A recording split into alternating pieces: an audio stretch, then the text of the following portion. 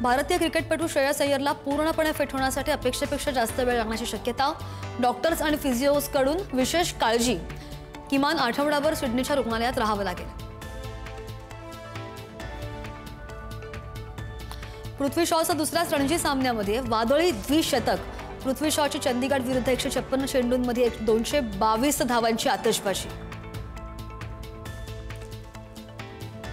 सूर्यकुमार यादव खराब फॉर्ममध्ये असला तरी मला त्याची फारशी चिंता वाटत नाही. लवकरच सूर्यकुमारला सूर सापडेल, गौतम गंभीर यांनी व्यक्त केला विश्वास. ऑस्ट्रेलियाचा प्रमुख फिरकी गोलंदाज ॲडम झांपाची वैयक्तिक कारणांमुळे पहिल्या टप्प्यातील सामन्यामधून माघार. आता झांपाच्या जागी तन्वीर खेळणार.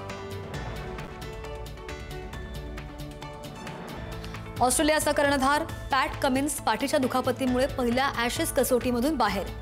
त्याच्या गैरहजेरीमध्ये स्टीव्ह स्मिथ संघाचं नेतृत्व करेल. ऑलिम्पिक पदक विजेता PV सिंधूची यंदा उर्वरित सर्व स्पर्धांमधून माघार.